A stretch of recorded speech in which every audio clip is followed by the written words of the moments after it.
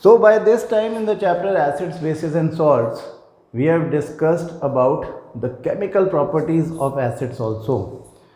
उसके पहले हमने इंडिकेटर्स के बारे में बात की थी, एसिड्स और बेसिस की जनरल फिजिकल प्रॉपर्टीज़ के बारे में भी बात की थी, उनका कंपैरिजन किया था.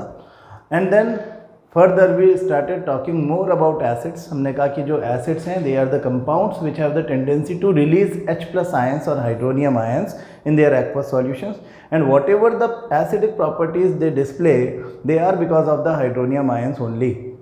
तो H+ आयन रिलीज करने वाला एक एक्सपेरिमेंट हमने दिखाया कि सोडियम क्लोराइड और सल्फ्यूरिक एसिड की रिएक्शन से जो HCl गैस बनती है वो अपनी एसिडिक प्रॉपर्टीज़ तभी शो करती है जब उसको एक्सपोज किया जाता है एक मॉइस्टेंड ब्लू लिटमस पेपर से.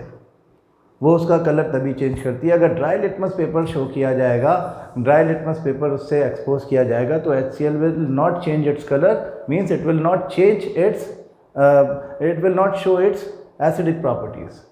But in presence of water it will show its acidic properties, because in presence of water only it will be able to produce H+ ions और hydronium ions.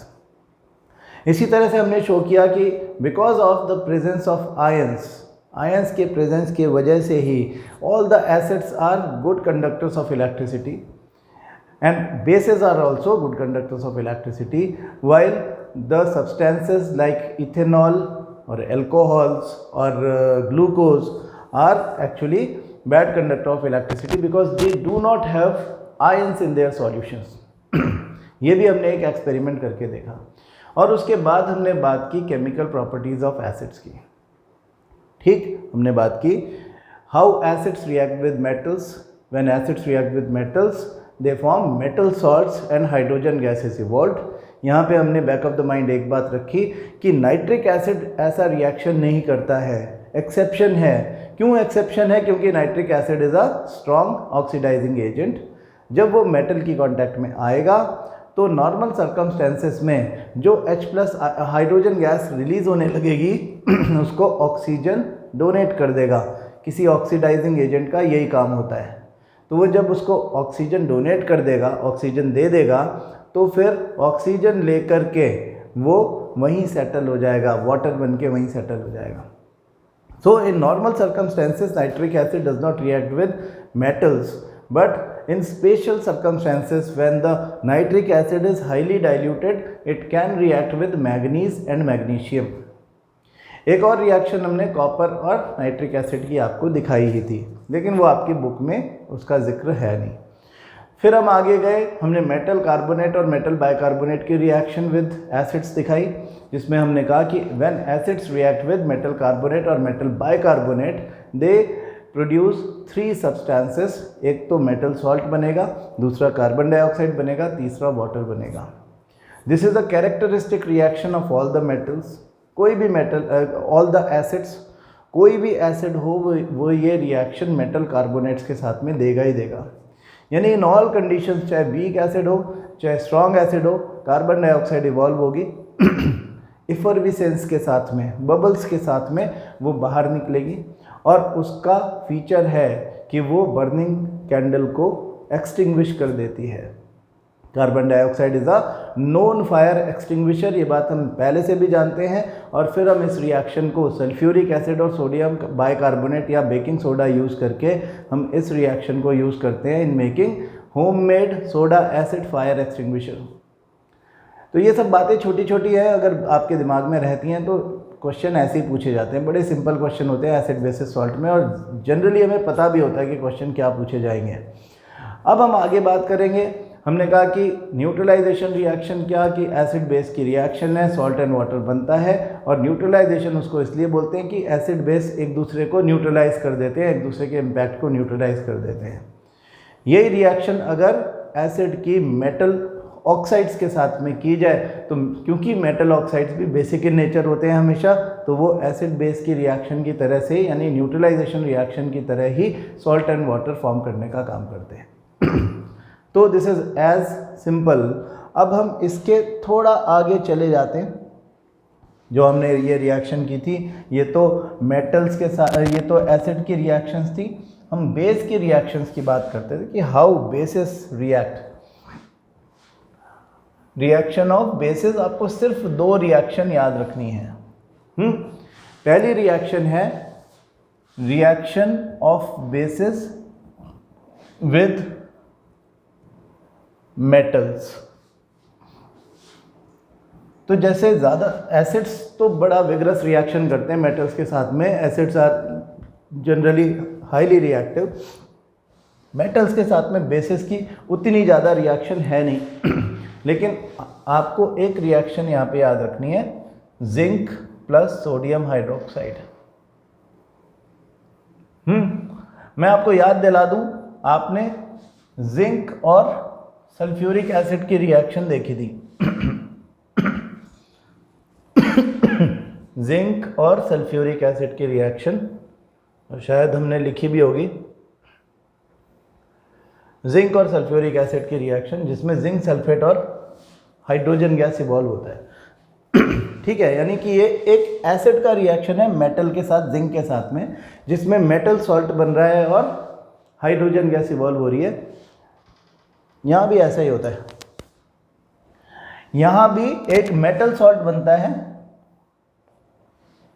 जिसको हम बोलते हैं सोडियम जिंकेट, Na2ZnO2 इसका नाम याद रखना बहुत ज़रूरी है, सोडियम जिंकेट। एग्जाम में पूछा जाएगा नेम द सॉल्ट, नहीं बता पाओगे तो मार्क्स कट जाएंगे और हाइड्रोजन गैस इवॉल्व होती है। Sodium zincate is the metal salt. तो ये खास रिएक्शन इसलिए है क्योंकि ये वैसे ही रिएक्शन हो रहा है मेटल का इस बेस के साथ जैसा एसिड के साथ होता है। ये प्रॉपर्टी तो एसिड की है कि मेटल के साथ में रिएक्शन करके मेटल सॉल्ट और हाइड्रोजन गैस बनाना, लेकिन यहाँ पर एक बेस ये रिएक्शन शो कर रहा है।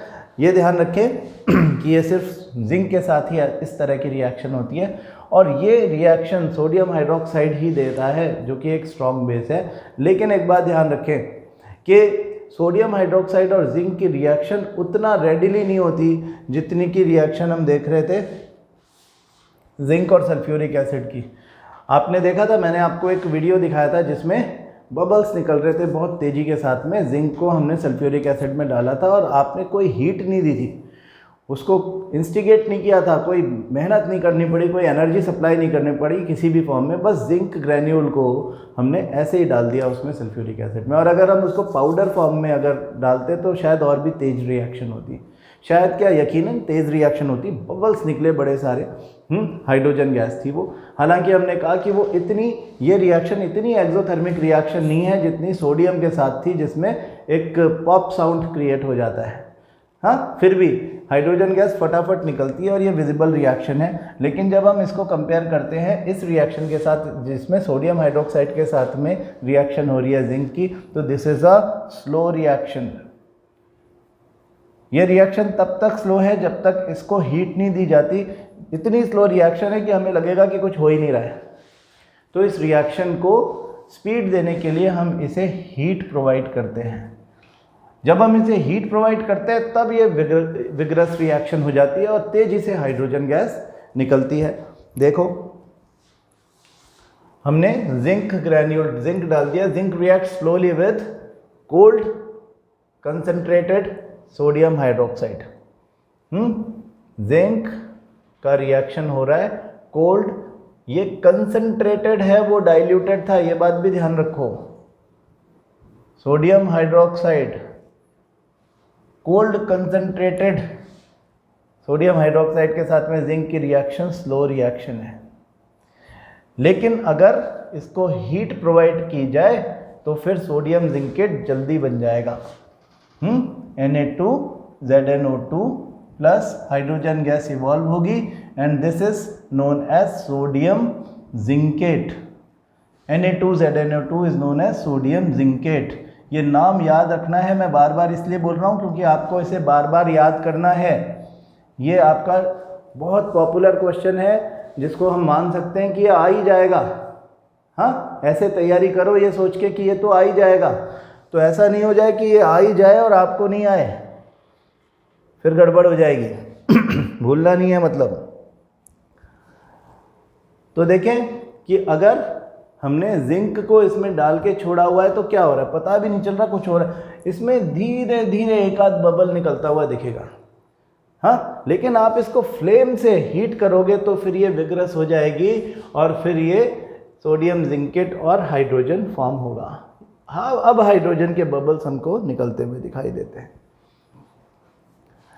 एक रिएक्शन बेस की, दूसरी रिएक्शन बेस की और देखते हैं। एक रिएक्शन ये याद कर लो आप, बस दो ही रिएक्शन है। रिएक्शन ऑफ bases with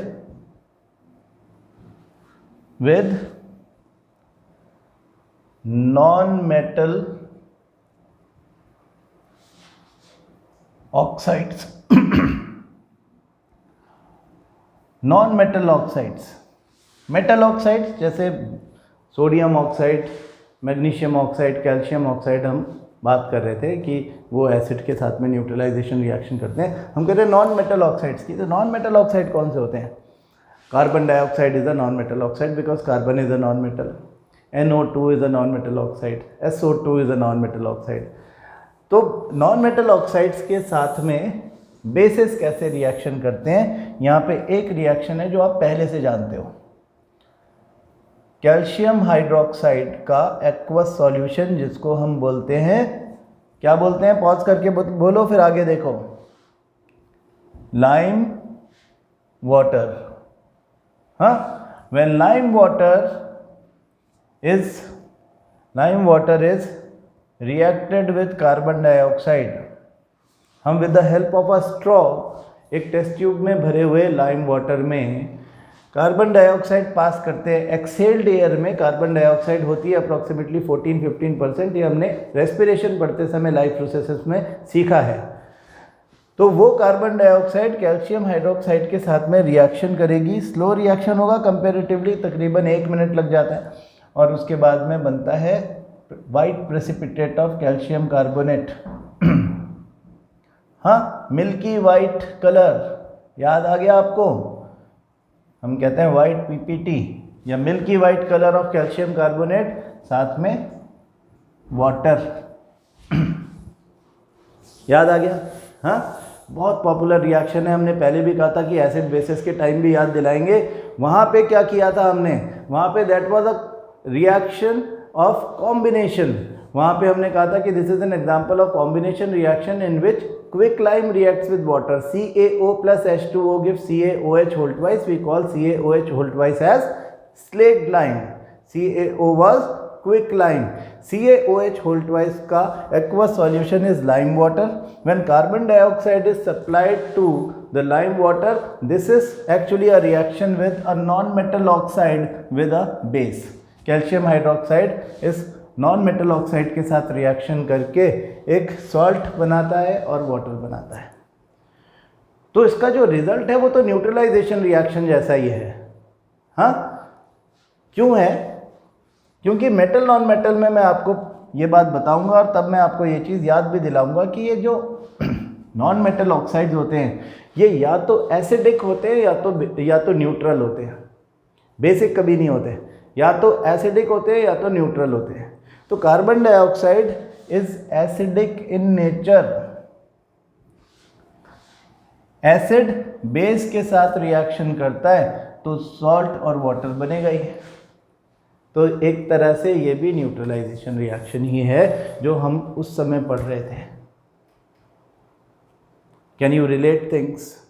हाँ, केमिकल रिएक्शन चैप्टर में जो बात पढ़ी थी वो बात यहाँ पे फिर से घूम करके इस तरह से आई है। सिर्फ ये दो रिएक्शंस आपको याद रखनी है बेसिस में, रिएक्शन ऑफ बेसिस और प्रॉपर्टीज ऑफ बेसिस में सिर्फ ये दो रिएक्शन याद करनी है, reaction with metals and reaction of basis with non metal oxides.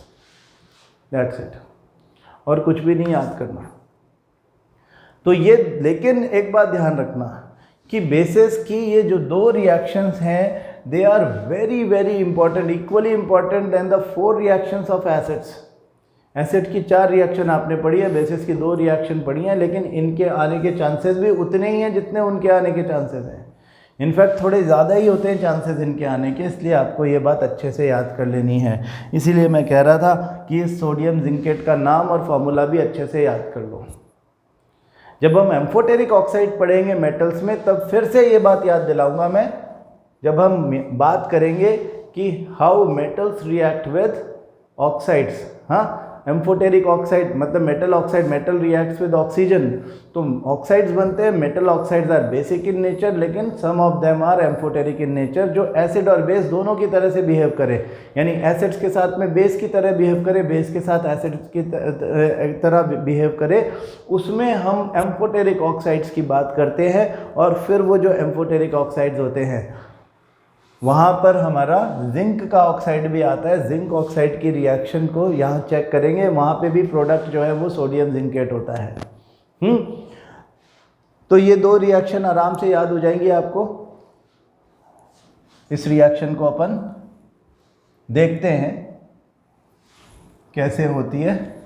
ये हमारा लाइम वाटर है, जिसको आप कैल्शियम हाइड्रोक्साइड का एक्वस सॉल्यूशन बोलते हो, CaOH होल ट्वाइस एक्वस, ये इसमें भरा हुआ है और हम इसमें सप्लाई करने वाले हैं CO2।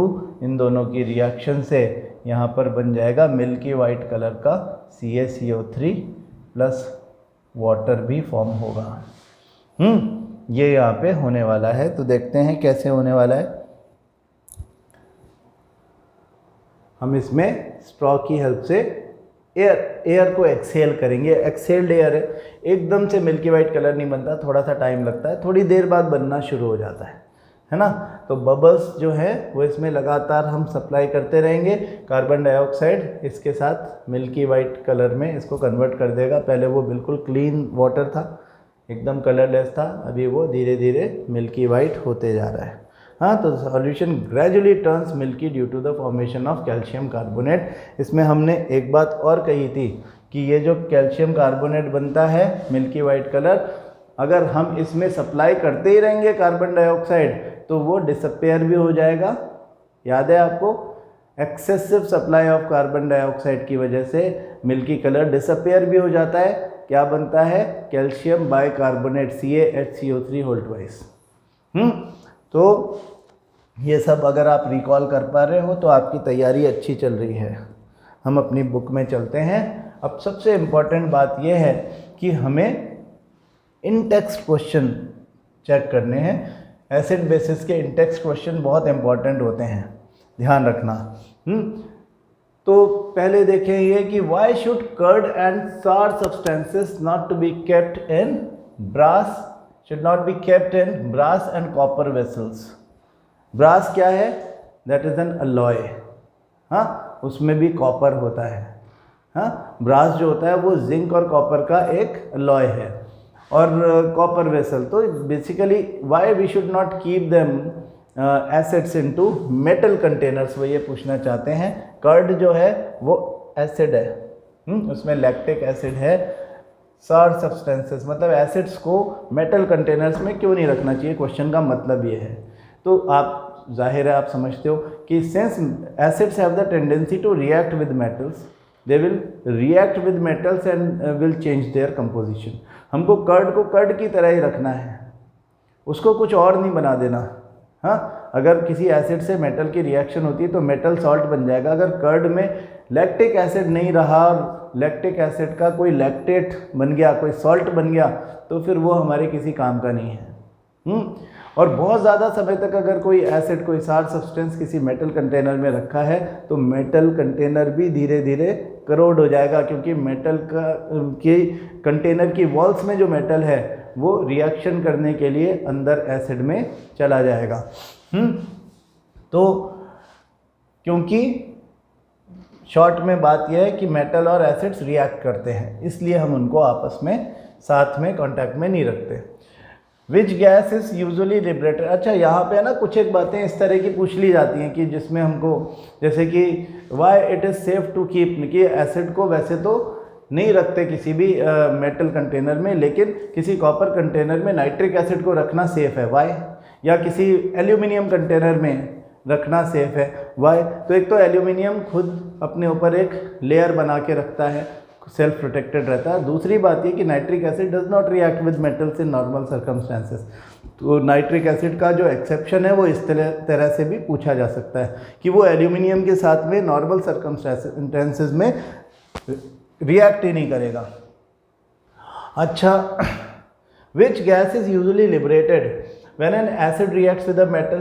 तो एसिड की मेटल से रिएक्शन याद है आपको, हाइड्रोजन गैस इवॉल्व होती है। तो यहाँ पे आप लिख दें hydrogen. Illustrate with an example. अब एग्जांपल बता दो आप। जिंक प्लस H2SO4 सबसे पॉपुलर रिएक्शन वही है। कोई सी भी बता सकते हो, ज़रूरी नहीं है यही बताना, लेकिन बता दो ये क्योंकि आपकी बुक में है। और how will you test for the presence of this gas? We will take a burning candle near the mouth of the test tube and there will be a pop sound. So that pop sound indicates the presence of hydrogen gas. Third देखें, metal compound A reacts with dilute hydrochloric acid to produce effervescence. Effervescence मतलब carbon dioxide निकल रही है. The gas evolved extinguishes the burning candle. Confirm carbon dioxide निकल रही है. Write a balanced chemical equation for the reaction if one of the compound formed is calcium chloride. Salt बना CaCl2 और बना carbon dioxide, साथ में water भी बना होगा. मेटल कंपाउंड यानी सोडियम कार्बोनेट या सोडियम बाइकार्बोनेट होगा. सोडियम क्या, कैल्शियम कार्बोनेट या कैल्शियम बाइकार्बोनेट होगा. तो CaCO3 लिख सकते हैं यहाँ पे. Compound A is calcium carbonate, calcium bicarbonate भी हो सकता है. Reacts with dilute HCl hydrochloric acid. तो CaCl2 बन गया, कार्बन डाइऑक्साइड बन गया और वाटर बन गया. आपकी इक्वेशन बन गई.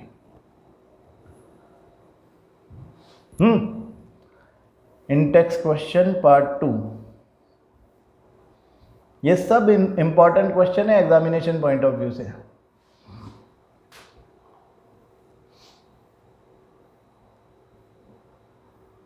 देखो, why do HCl, HNO3 etc.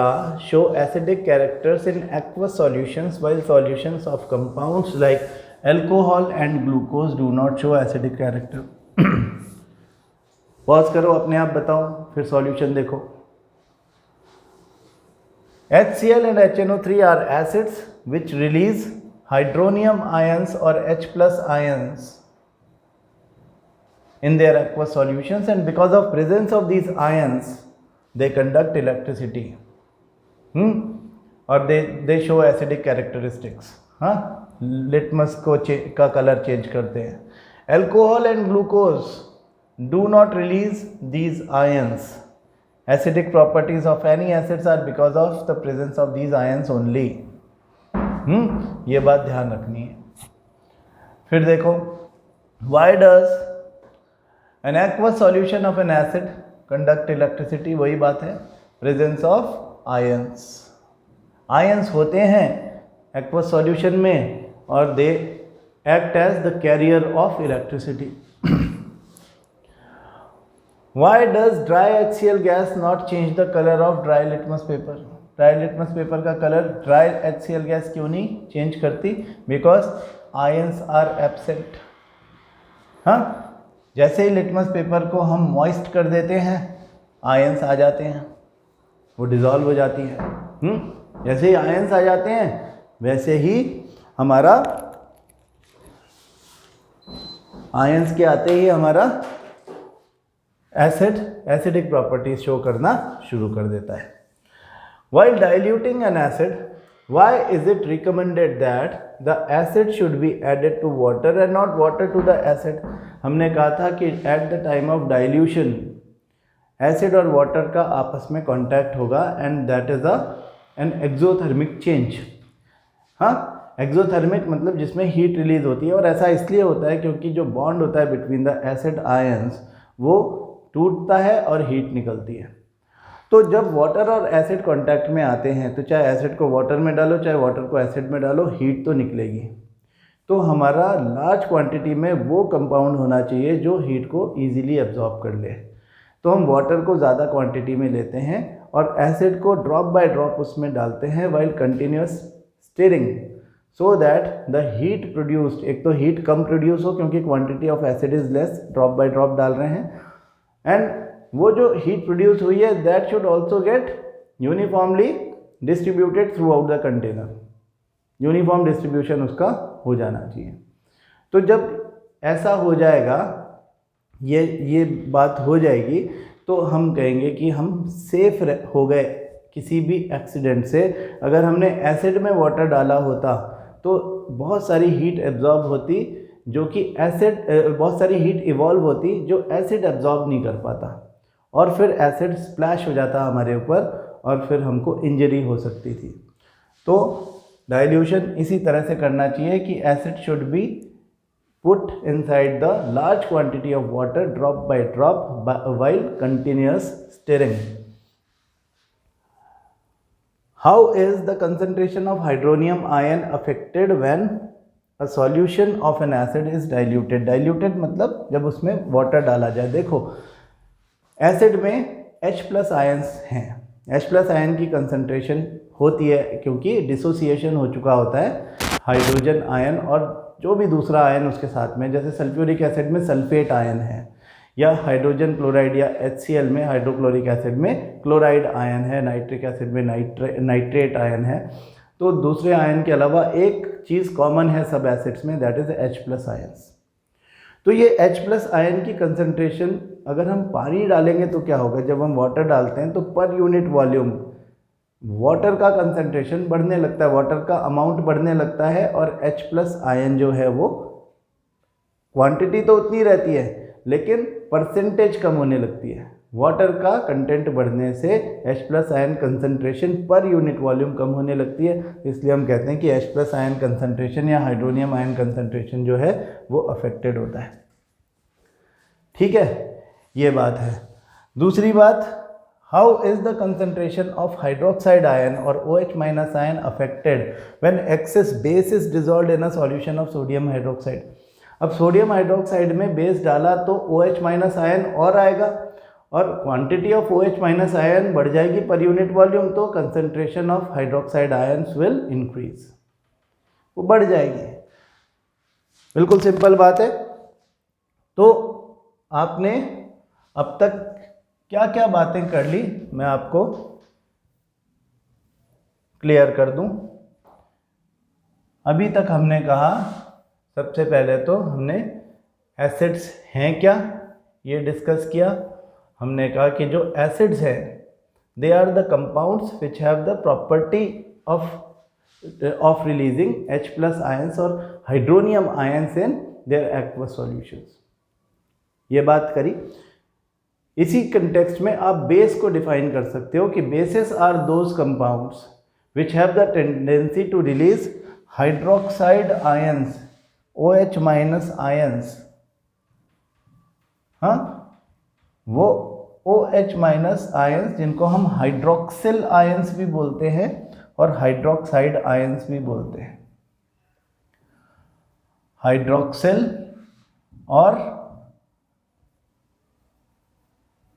Hydroxide ions भी बोलते हैं OH- आयंस को।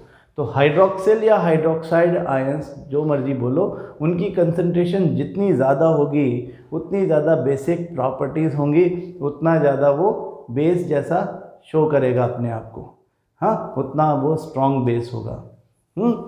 तो एसिड और बेस को इस बेसिस पर हम डिफाइन करते हैं। फिर उसके बाद हमने उनकी फिजिकल प्रॉपर्टीज़ कंपेयर करी। हमने कहा एसिड्स जो हैं वो सॉर इन टेस्ट है, खट्टे हैं, bases are bitter in taste. Acids को तो हम टच नहीं करते हैं लेकिन हम कहते हैं बेसिस आर सोपी इन टच, हाँ। Both of them dissolve in water. कुछ बेसिस ऐसे हैं जो वाटर में डिजॉल्व नहीं होते, लेकिन ज़्यादातर बेसिस भी डिजॉल्व हो जाते हैं वाटर में। जो वाटर में डिजॉल्व होने वाले बेसिस हैं उनको हम एल्कली बोलते हैं। एसिड्स ब्लू लिटमस को रेड कर देता है, बेसिस रेड लिटमस को ब्लू कर देते हैं। एसिड्स मिथाइल ऑरेंज को रेड कर देते हैं, बेसिस मिथाइल ऑरेंज को येलो कर देते हैं। एसिड्स फिनोल्फथैलीन के साथ कोई रिएक्शन नहीं करते, बेसिस फिनोल्फथैलीन के साथ में लाइट पिंक कलर देते हैं। ज़्यादा डाल दोगे तो मैजेंटा हो जाएगा, यानी डार्क हो जाएगा। और एसिड्स जो होते हैं वो टर्मरिक के ऊपर कोई रिएक्शन नहीं करते, जबकि बेसिस के ऊपर हमने देखा कि उसका कलर रेड हो जाता है। इसी तरह से चाइना रोज़ वाला इंडिकेटर आप देखोगे तो वो एसिड्स के साथ में तो रेड कलर देता है और बेसिस के साथ में ग्रीन हो जाता है। हाँ, दोनों के बीच में हेड टू हेड कंपैरिजन आपको जितना ज़्यादा ठीक से पता होगा, आपकी कंसेप्ट क्लैरिटी उतनी ज़्यादा होगी। Since both of them are readily soluble in water, when they are dissolved in water they are good conductors of electricity. तो एसिड्स के सॉल्यूशन में भी और बेसिस के सॉल्यूशन में भी इलेक्ट्रिसिटी का कंडक्शन हो पाता है because of the presence of ions. दोनों में रीज़न भी सेम है, दोनों में प्रेजेंस ऑफ आयंस है, that is why they behave like electrolytes. ये तो फिजिकल प्रॉपर्टीज़ का कंपैरिजन हो गया। केमिकल प्रॉपर्टीज़ का कंपैरिजन देख लें। मेटल्स के साथ में रिएक्शन, एसिड का मेटल के साथ में रिएक्शन हम देखते हैं तो हम कहते हैं कि नाइट्रिक एसिड को छोड़ करके बाकी एसिड्स जो कि डाइल्यूट एसिड्स होते हैं दे रिएक्ट विद बेस। कोई गर्म करने की ज़रूरत नहीं है, नॉर्मल रिएक्शन होती है, मेटल सॉल्ट बनता है, हाइड्रोजन गैस इवॉल्व होती है। बेसिस जो है उसमें सोडियम हाइड्रोक्साइड रिएक्ट करता है जिंक के साथ में। हाँ, otherwise basis do not generally react with metals, लेकिन जिंक मेटल सोडियम हाइड्रोक्साइड जो कि बड़ा स्ट्रॉन्ग बेस है उसके साथ में रिएक्शन करता है और कंसनट्रेटेड सोडियम हाइड्रोक्साइड है, ये बात भी ध्यान रखना है। तो concentrated NaOH reacts with zinc to give a salt Na2ZnO2 that is sodium zincate, और यहाँ भी हाइड्रोजन गैस इवॉल्व होती है, लेकिन the reaction is very slow. जब कंसनट्रेटेड सोडियम हाइड्रोक्साइड कोल्ड है तो जब हम उसको हीट करते हैं तो रिएक्शन बहुत विग्रसली होती है और हाइड्रोजन गैस इवॉल्व होती है। दूसरा रिएक्शन हमने कहा कि एसिड्स जो हैं they react with metal carbonates and bicarbonates to give 3 substances, metal salts, carbon dioxide and water. इसका एक एप्लीकेशन है, हम सोडा एसिड फायर एक्सटिंग्विशर में सल्फ्यूरिक एसिड और बेकिंग सोडा को यूज़ कर लेते हैं। बेकिंग सोडा है सोडियम बाइकार्बोनेट या सोडियम हाइड्रोजन कार्बोनेट। तो homemade soda acid fire extinguisher में इनको यूज़ किया जाता है और ये कार्बन डाइऑक्साइड रिलीज करता ही है। This is a characteristic reaction of all the acids.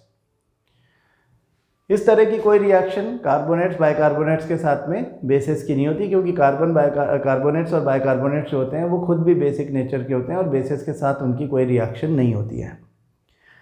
तीसरी बात हमने की एसिड और बेस की रिएक्शन, तो वो कॉमन है, बेस और एसिड की रिएक्शन, एसिड बेस की reaction, that is neutralisation reaction. Neutralisation reaction में सॉल्ट एंड वाटर बनता है और हर बेस और हर एसिड ये रिएक्शन तो देता ही है, ऐसा नहीं हो सकता कि कोई एक्सेप्शन यहाँ पे हो। मेटल ऑक्साइड्स जब एसिड्स के साथ रिएक्शन करेंगे, क्योंकि metal oxides are basic in nature, acid और मेटल ऑक्साइड की रिएक्शन भी न्यूट्रलाइजेशन रिएक्शन होती है और सॉल्ट एंड वाटर बनता है। ठीक, लेकिन क्योंकि मेटल ऑक्साइड बेस है, बेस की बेस से कोई रिएक्शन होगी नहीं, तो बेसिस की रिएक्शन मेटल ऑक्साइड के साथ तो नहीं हो सकती, लेकिन नॉन मेटल ऑक्साइड्स के साथ में बेस की रिएक्शन हमने देखी। Calcium hydroxide that was lime water, उसका रिएक्शन कार्बन डाइऑक्साइड के साथ इसी कैटेगरी में आता है, जिसमें मिल्की वाइट कलर का कैल्शियम कार्बोनेट प्रेसिपिटेट बनता है CaCO3, साथ में वाटर बनता है। हाँ, ये रिएक्शन भी हमको इस जगह पे याद रखनी है। तो सारी केमिकल रिएक्शंस अब आपकी पूरी हो गई हैं, एसिड्स की भी और बेसिस की भी। सिर्फ ये 6 रिएक्शन दिमाग में अच्छे से बिठा लो तो एसिड बेसिस में से इसके अलावा रिएक्शन नहीं आ सकती। इसके अलावा रिएक्शन जो हम 5 डिफरेंट केसेस बताएंगे सॉल्ट्स के, जो ज़्यादा इंपॉर्टेंट है ऑब्वियसली, लेकिन एसिड बेसिस के हिसाब से यही केमिकल रिएक्शन है जो मैंने अभी आपको बोली है, जो आप पिछले 1-2 दिन से पढ़ रहे हो। कोई प्रॉब्लम है, किसी भी तरह का डाउट है तो आप पूछ सकते हो। मेरे ख्याल से तो चीज़ें सेल्फ एक्सप्लेनेटरी है, हमें याद करनी है, भूलना नहीं है बस। अब यहाँ से आगे हमको जो बढ़ना है that is related to strength of acids and bases. उसके लिए हम pH स्केल की बात करेंगे और फिर use of pH in our day to day life के एग्जांपल्स लेंगे और उसके बाद हम सॉल्ट पढ़ना शुरू करेंगे। आज के लिए इतना ही। मैं आपको एसिड बेसिस के बारे में इस चैप्टर में जो जो था वो सब बता चुका हूँ, pH को छोड़ करके। pH या यूनिवर्सल इंडिकेटर की बात हम अब करेंगे और फिर उसका practical day to day life में एप्लीकेशन, और न्यूट्रलाइजेशन रिएक्शन का ही एप्लीकेशन एक्चुअली वो है, तो इसलिए हमको ये चीज़ें बड़ी आसानी से समझ में आ जाएंगी। तो कल की क्लास में हम इसके बारे में बात करेंगे। Thank you.